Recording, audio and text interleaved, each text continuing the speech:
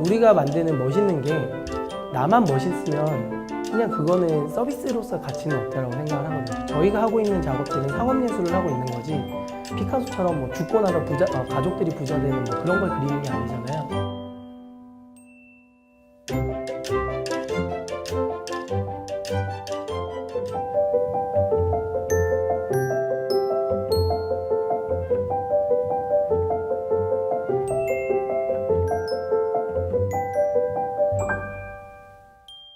저희가 이제 그 감성이라는 키워드로 넘어가서 이제 본격적으로 좀 이야기를 드려보려고 합니다. 말랑에서는 감성이라는 단어를 굉장히 많이 쓰고 있어요. 많이 쓰고 있는데 이 감성이라는 단어를 사전적으로 풀어보니까 이렇게 써 있더라고요. 근데 뭐 저런 사전적인 의미가 중요한 것 같진 않고 감성이라고 했을 때 여러분들이 떠올리는 그 머릿속에 있는 그 이미지가 있으실 것 같아요. 그 이미지 그대로라고 생각을 하는데 여기서 궁금한 거는 과연 IT에서의 감성은 무엇인가라는 고민인 것 같습니다. 저희가 이 주제를 가지고 굉장히 내부에서 많은 고민을 하고 많은 논의를 해보고 이렇게 진행을 했었는데요. 지금 보시는 그래프 혹시 기억나시나요? 이게 아마 중학교 체육시간 혹은 도덕시간 때 뭐 나왔던 그래프인 것 같은데요.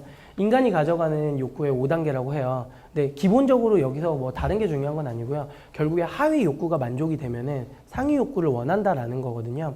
이거를 IT에서 적용을 해보니까요.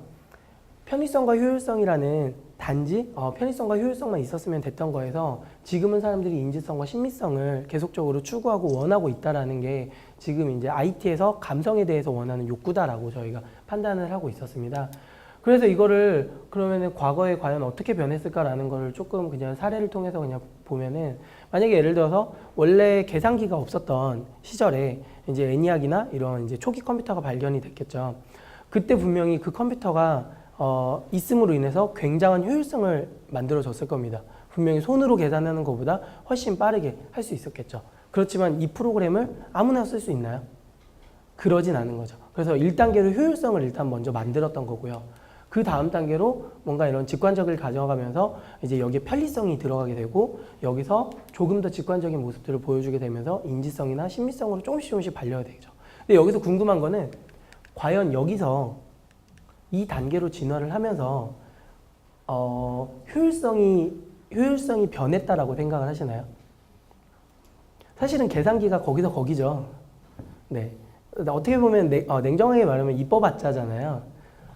그리고 반대로 생각하면 계산기가 속도가 빠르다라는 관점은 사실은 그거는 CPU가 빠른 거지 UI를 열심히 이쁘게 만든다고 해가지고 그게 빨라지는 건 아닌 거고요.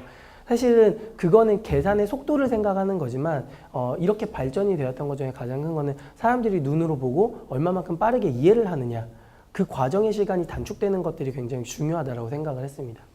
그래서 이제 알람문에서는 그럼 과연 그 감성 부분을 어떻게 적용을 했을까라는 걸 이제 조금 더 인사이트를 전달을 해드리려고 합니다. 알람문 같은 경우에 이제 그 처음 만들 때 고민을 했어요. 과연 알람에서 어떠한 거를 할 수 있을까? 여러분들이 요즘 카카오에 붙어있는 게임들을 해보시면은 어떠세요? 처음 시작하면은 굉장히 쓸모없는 튜토리얼이 한 몇 분씩 반복을 하죠. 네, 그 튜토리얼 처음부터 끝까지 굉장히 열심히 플레이 하시는 분들도 있지만 되게 많은 분들이 다 스킵을 하시죠.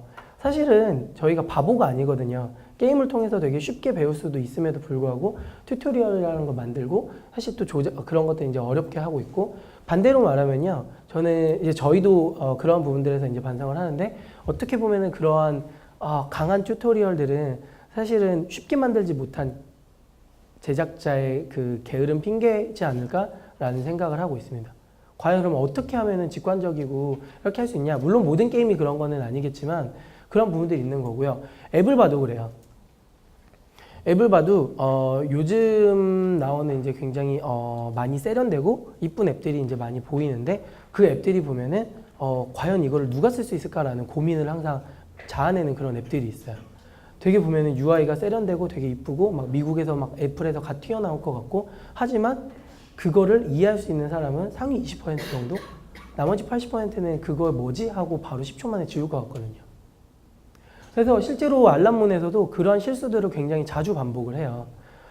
예를 들어서 이제 UX 관점에서 사람들이 그 화면에서 어떤 조작을 할 때 어떤 조작의 결론까지 다다라갈 때 터치가 많으면은 되게 반복적으로 불편하다라고 판단을 할 수가 있어서 터치 횟수를 줄이게 UI를 설계를 하기 위한 노력들을 많이 하실 거예요.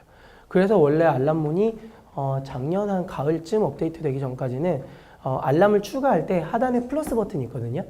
그럼 이 플러스 버튼을 누르면은 분기가 생겨요. 분기가 생기는데 이거를 누르고 드래그를 해서 옮기도록 저희가 만들어 놨었거든요.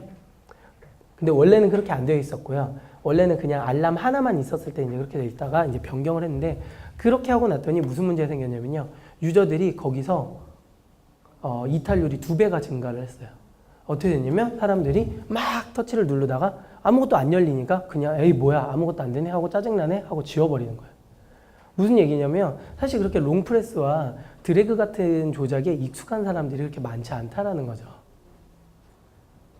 그러면은 그게 올바른 UI로 변경을 하려면 어떻게 하냐면 사실은 가장 더 직관적인 토글로 바꿔주면 되는 거죠. 한번 눌리면 선택지가 열리고 다시 눌리면 닫히고. 근데 이러한 간단한 것들이 사실은 디자인을 하거나 개발을 하거나 이런 분들이 멋있는 거 만들고 싶잖아요. 네.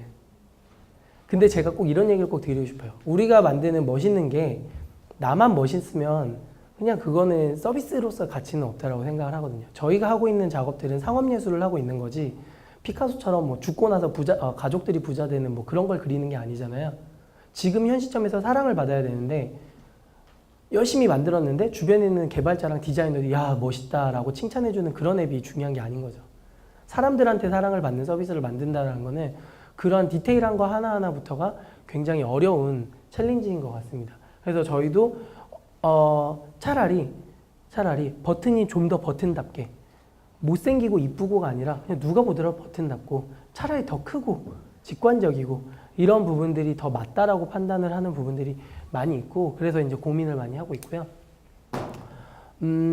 그래서 이제 이 멘트처럼 어떠한 텍스트도 없이 그냥 보고 느끼는 그대로 쓸 수 있는 앱을 개발을 하는 게 되게 중요한 것 같습니다. 왜 중요하냐면 아까 말씀드린 대로 사람들이 생각보다 인내심이 크지는 않아요. 그러니까 앱을 딱 처음 다운로드 받고 나서 실행을 시켰는데 한 10초 만에 나한테 뭔가 가치를 전달해 주지 못한다면 바로 지울 수밖에 없는 거죠. 금세 잊혀진다라는 겁니다.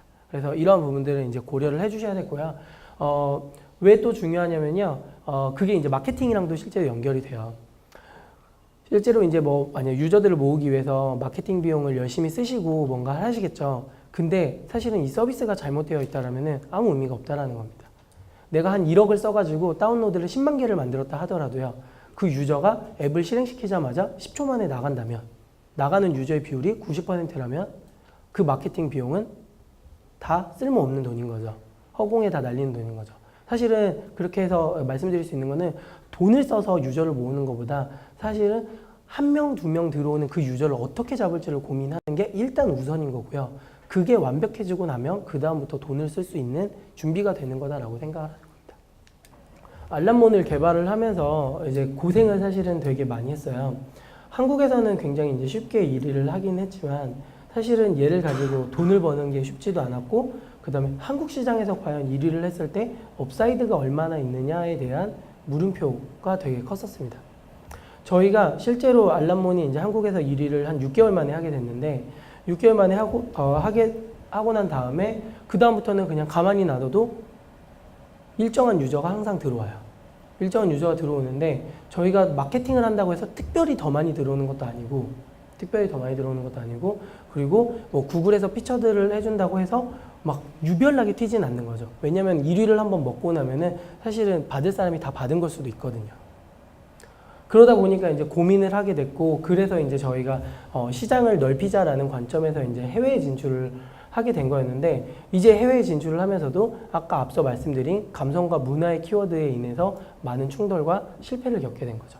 그래서 서비스를 하나 만들 때 이렇게 다 감성적인 부분을 굉장히 많은 부분에서 디테일까지 다 찾아내는 그런 일들을 매일매일 반복을 하고 있는 거고요. 그러다 보니까 저희도 사실은 매일매일 틀린 게 많은 거죠. 그래서 이제 그거를 어떻게 유저들로부터 빠르게 받아들이고 개선하고 고칠 거냐라는 그런 이제 마인드를 열어놓으시면은 충분히 가능한 거다라고 생각을 하고요. 이상으로 강연은 마치도록 하겠습니다. 감사합니다.